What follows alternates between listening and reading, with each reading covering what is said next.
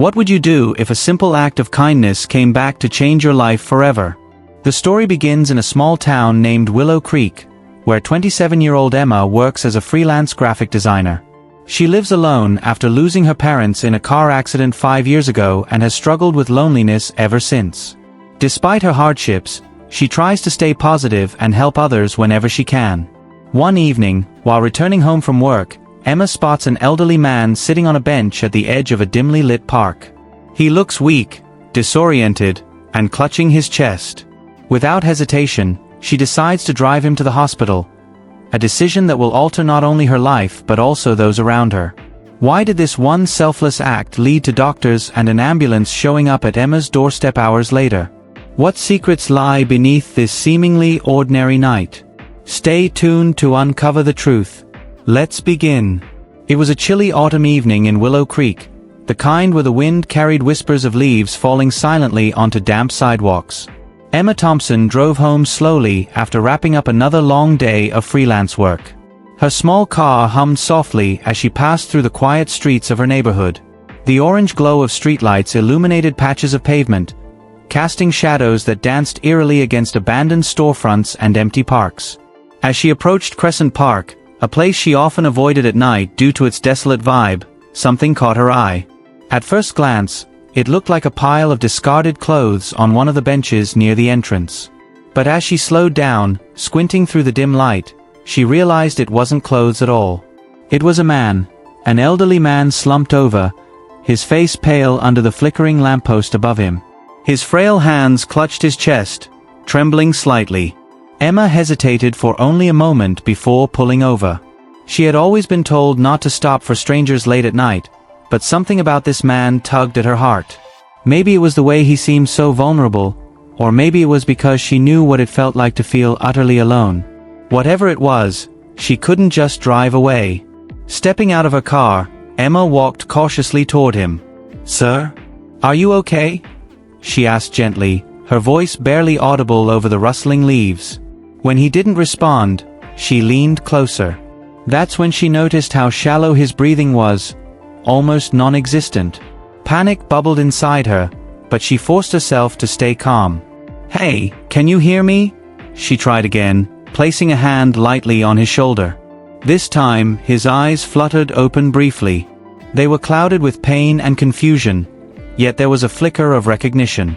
"Help, please," he whispered hoarsely before slipping back into unconsciousness. Emma sprang into action. She called emergency services immediately, explaining the situation while keeping an eye on the man. While waiting for them to arrive, she decided to take matters into her own hands. Carefully, she helped him into her car, making sure he was comfortable despite his unresponsiveness. As she buckled him in, she noticed a faint smell of antiseptic and old books emanating from his worn coat. It reminded her of her late father, who used to love reading medical journals during retirement. On the way to the hospital, the man stirred once more. His lips moved faintly, mumbling words Emma could barely catch. "Lost everything, sorry Clara," he muttered before falling silent again. Who was Clara? And what did he mean by losing everything? Questions swirled in Emma's mind, but she pushed them aside, focusing instead on getting him to safety. When they finally arrived at Willow Creek General Hospital, doctors rushed the man inside, leaving Emma standing awkwardly in the lobby. Nurses peppered her with questions. How did she find him? Did she know anything about his medical history? Was he related to her? Each question made her increasingly uneasy, though she answered honestly, unsure why they seemed so suspicious. Just as she was about to leave, thinking she'd done enough, a nurse approached her holding a folded piece of paper. "He wanted you to have this," she said quietly, pressing it into Emma's palm. Confused, Emma unfolded the note. Written in shaky handwriting were two words that sent chills down her spine: "Find Clara." What did it mean? Why would a complete stranger ask her to find someone named Clara? And why did she feel like this was just the beginning of something far bigger than she could imagine? Emma stood frozen in the hospital lobby, staring at the crumpled note in her hand. The words, "Find Clara," felt heavier than they should have. Who was Clara? Why had this stranger entrusted her with such a cryptic message? Her mind raced as she tried to piece together what little information she had. All she knew was that the elderly man, whose name she still didn't know, had muttered something about losing everything and apologizing to Clara before passing out again. Curiosity gnawed at her. She couldn't just walk away now. Something about the urgency in his voice and the weight of those two words compelled her to act. Sitting in her car outside the hospital, Emma pulled out her phone and began searching online for clues. After typing Clara plus Willow Creek, she sifted through pages of results until one name stood out. Clara Bennett, owner of Sweet Haven Bakery, a cozy little shop downtown known for its homemade pies and warm atmosphere. The next morning, Emma found herself standing nervously outside Sweet Haven Bakery. The smell of freshly baked bread wafted through the air, mingling with the crisp autumn breeze. Taking a deep breath, she pushed open the door and stepped inside. Behind the counter stood a woman in her early 40s with sharp features softened by tired eyes. This had to be Clara. "Hi," Emma began hesitantly, approaching the counter. "Are you Clara Bennett?" The woman looked up, startled but polite. "Yes, that's me. Can I help you?" Emma fumbled for words, unsure how to explain why she was there. I met someone last night. An older man. He was sick, and he mentioned your name. He said he lost everything and apologized to you." Clara's expression hardened instantly. "If this is about my father, I don't want to hear it," she snapped, turning away to organize some pastries on the display shelf. "Your father?" Emma asked, taken aback. "So he is your dad?" Clara sighed deeply, leaning against the counter. "Yes. Harold Bennett. My father. We haven't spoken in years, not since." She trailed off, shaking her head as if trying to shake away painful memories. Emma pressed gently, sensing the raw emotion behind Clara's guarded demeanor. "He's in the hospital now. He collapsed last night, and I drove him there. He seemed really upset about something, and he kept saying your name." For a moment, Clara said nothing. Then, without warning, tears welled up in her eyes. "He abandoned us, you know," she whispered bitterly. "When my brother died, he couldn't handle the grief. He threw himself into his work, ignored us completely, and eventually left. I haven't seen him since. Would you forgive someone who abandoned you during your darkest hour?" Emma didn't know what to say. The pain in Clara's voice was palpable, cutting through the quiet bakery like a knife.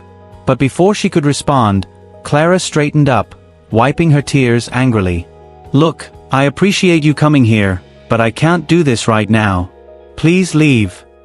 Defeated, Emma nodded and turned to go. As she reached the door, however, she overheard Clara arguing heatedly with another employee in the back room. Intrigued, she paused just long enough to catch snippets of their conversation. "You think I don't regret it?" Clara hissed. "I practically kicked him out myself. I blamed him for Mark's death. I told him it was all his fault. And now..." Her voice cracked. "Now I'll never get to tell him I'm sorry." Emma's heart sank. So Clara carried guilt too, a burden almost as heavy as Harold's. It wasn't just abandonment, it was a family torn apart by grief and misplaced blame. For the first time, Emma understood the depth of their broken relationship, and the enormity of what she might be able to fix. As she walked back to her car, her thoughts swirled with possibilities. Could she convince Clara to visit Harold? Would it even matter? One thing was certain: Harold needed reconciliation more than ever, and Emma couldn't ignore the role fate seemed to be pushing her into. But just as she started her car, her phone buzzed violently in the passenger seat. It was a call from the hospital. "Ms. Thompson?" A nurse's voice came through, urgent and strained. "You need to come back immediately. Your friend's condition has worsened." Emma's stomach dropped. She gripped the steering wheel tightly, dread pooling in her chest. What if it was already too late? Emma's heart pounded as she sped back to Willow Creek General Hospital, her mind racing with worst-case scenarios. The nurse's urgent call had left little room for hope. Harold's condition had deteriorated rapidly, and time was running out. She couldn't shake the image of Clara's tear-streaked face or the guilt-ridden confession she'd overheard at the bakery. If Harold didn't pull through, Clara might never get the chance to make amends. And Emma? She'd carry the weight of knowing she could have done more. When she arrived at the hospital, the sterile scent of antiseptic hit her like a wave. Nurses bustled past, their faces tense with urgency. A doctor met her in the hallway, his expression grim. "Ms. Thompson," he said, "Mr. Bennett is asking for his daughter. He won't rest until he sees her." Emma swallowed hard. This wasn't just about Harold anymore. It was about healing decades of pain and regret. She knew what she had to do, no matter how difficult it might be. The next morning, Emma returned to Sweet Haven Bakery, determined to try again. This time, she came armed not just with words but with resolve. When Clara appeared behind the counter, looking as weary as she had the day before, Emma stepped forward confidently. "Clara," she began, her voice steady despite the knot in her stomach, "I know you don't want to hear this. But your father, he's dying. He keeps saying your name, over and over. He needs to see you." Clara stiffened, her hands gripping the edge of the counter. Tears welled up in her eyes, but she blinked them away fiercely. "You don't understand," she said, her voice trembling. "He left us when we needed him most. After Mark died, I blamed him. I told him it was his fault. I haven't spoken to him since." Emma nodded sympathetically. "I get that. Losing someone you love changes everything. But Clara, think about it. He's been carrying that guilt all these years too. You both lost Mark, and instead of leaning on each other, you pushed each other away. Don't let pride keep you from saying goodbye." For a long moment, Clara didn't respond. Then, slowly, she sank onto a stool behind the counter, burying her face in her hands. "What if he doesn't forgive me?" she whispered brokenly. Emma knelt beside her, placing a gentle hand on her shoulder. "Forgiveness isn't just for him. It's for you too. Go see him, Clara. Let him know you still care." After what felt like an eternity, Clara nodded, wiping her tears. "Okay," she murmured. "Let's go." At the hospital, the reunion was nothing short of heartbreaking. Clara hesitated outside Harold's room, clutching the bouquet of flowers Emma had insisted she bring. Taking a deep breath, she pushed the door open and stepped inside.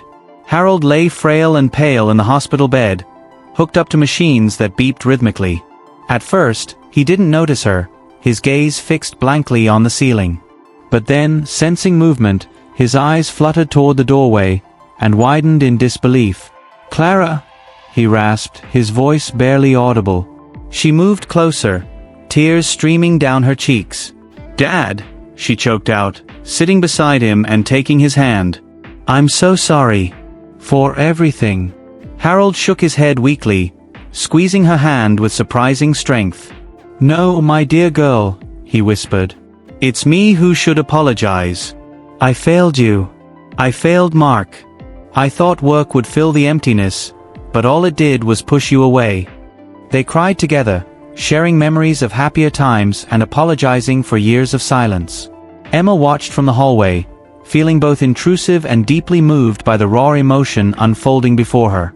It was a scene she would never forget, a reminder of how fragile yet powerful human connections could be. How far would you go to repair a relationship you thought was beyond saving? As the evening wore on, Clara stayed by Harold's side, holding his hand and talking softly. Emma lingered nearby, unsure whether to leave or stay. Finally, as night fell, a doctor approached her. "Ms. Thompson," he said, "there's something Mr. Bennett wanted you to have." He handed her a sealed envelope addressed simply to Emma. Confused, she opened it cautiously, revealing a handwritten letter and a check made out to her for $50,000.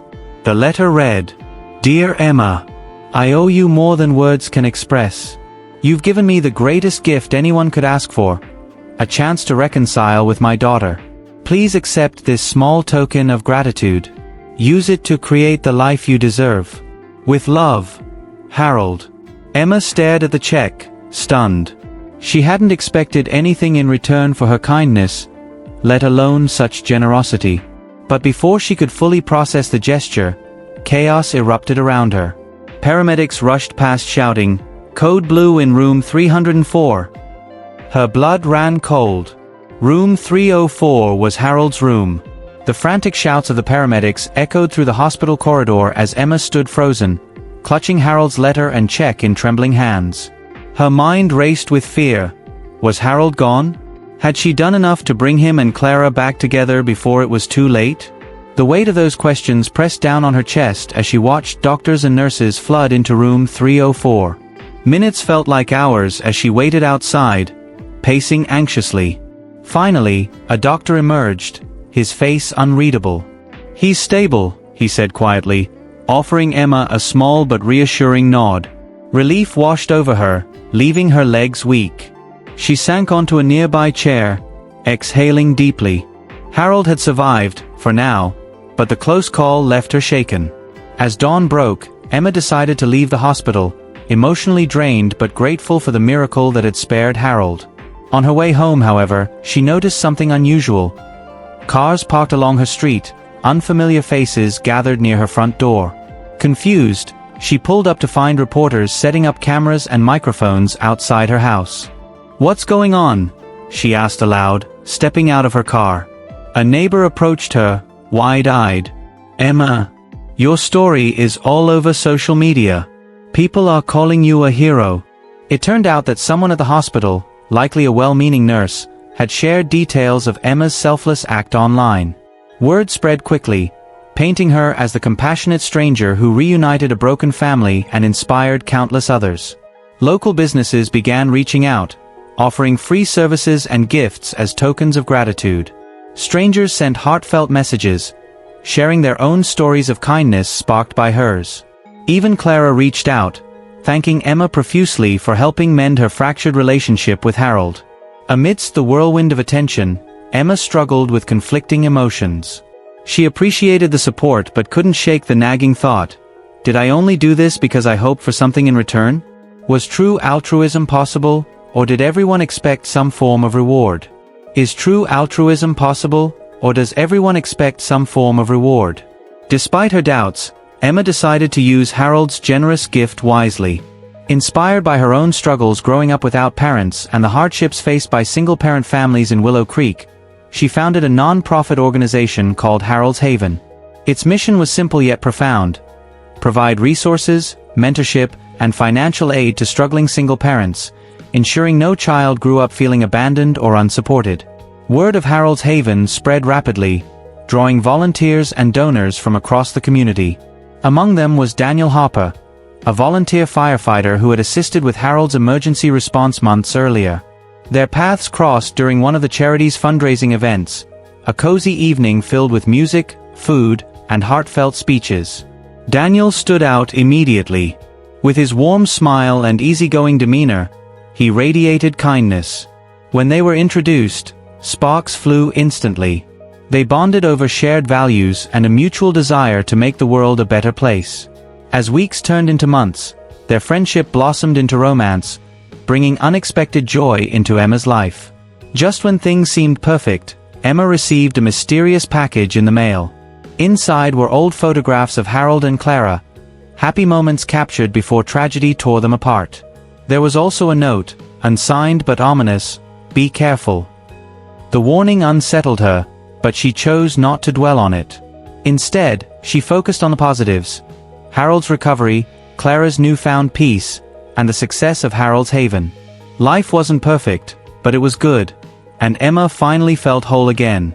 Months had passed since that fateful night when Emma drove Harold to the hospital, setting off a chain of events that changed her life, and the lives of those around her, forever. The mysterious package with its cryptic warning still lingered in the back of her mind, but Emma refused to let it overshadow the beauty of what had unfolded since then. Her non-profit organization, Harold's Haven, was thriving. Single-parent families in Willow Creek now had access to resources they desperately needed, and Emma found purpose in helping others navigate challenges similar to the ones she'd faced growing up. On a crisp spring morning, Emma stood at the podium during the grand opening of Harold's Haven Community Center. The building, a converted warehouse donated by a local business owner, buzzed with energy as volunteers, donors, and beneficiaries gathered to celebrate. Colorful balloons swayed gently in the breeze, and laughter echoed through the air. It was a day of hope, resilience, and new beginnings. As Emma delivered her speech, she reflected on how far she'd come.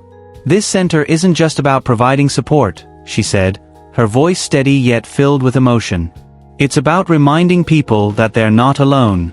That even in our darkest moments, there's always a chance for healing and connection." Her words resonated deeply with the crowd, drawing applause and cheers. But as she stepped down from the podium, her eyes scanned the audience, searching for familiar faces. Clara was there, holding hands with a young girl who bore an uncanny resemblance to Harold. Seeing them together brought tears to Emma's eyes.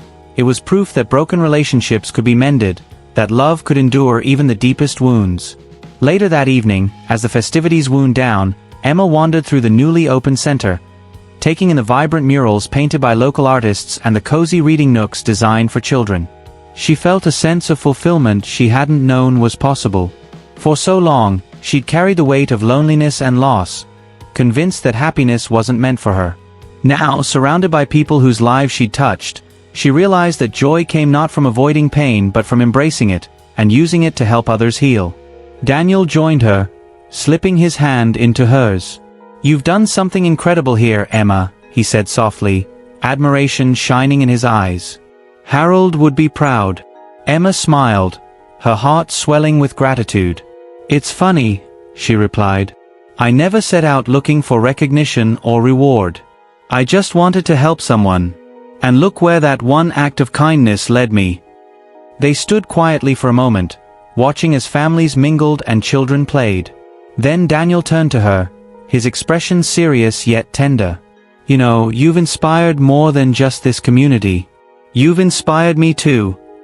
Before Emma could respond, Clara approached, the little girl trailing shyly behind her. "Emma, I wanted to introduce you properly," Clara said warmly, gesturing to the child. "This is Lily, my niece. Harold's granddaughter." Emma knelt down to meet Lily's gaze, struck by the innocence and curiosity in her wide eyes. "Hi, Lily," she said gently. "Your grandpa was a very special man. He loved your mom very much." Lily nodded solemnly before surprising everyone by wrapping her tiny arms around Emma in a hug. In that moment, Emma felt a profound sense of closure, not just for herself, but for Harold and Clara as well. Their family may have been fractured, but it was healing, piece by piece. As the sun dipped below the horizon, casting golden hues across the sky, Emma took a quiet moment to herself. She thought about Harold, whose final gift had given her the means to create something meaningful. She thought about Clara, who had found forgiveness after years of bitterness. And she thought about Daniel, who had become her anchor amidst life's storms. But most of all, she thought about the ripple effect of kindness, the way one small action could lead to countless others, spreading hope and healing in ways she could never have imagined. In the distance, she noticed Clara standing beside Lily, smiling softly as she watched the sunset. Catching Emma's eye, Clara mouthed two simple words, "Thank you." Emma smiled back, knowing that her journey wasn't over, it was only beginning. Every choice we make ripples through the world in ways we may never fully understand. So today, choose kindness. You never know whose life it might save. If Emma's story touched your heart, don't forget to hit that like button and share this video with someone who needs a reminder of the power of kindness. Every act of compassion has the potential to change lives, including your own. Subscribe to our channel for more inspiring stories that celebrate humanity, resilience, and hope.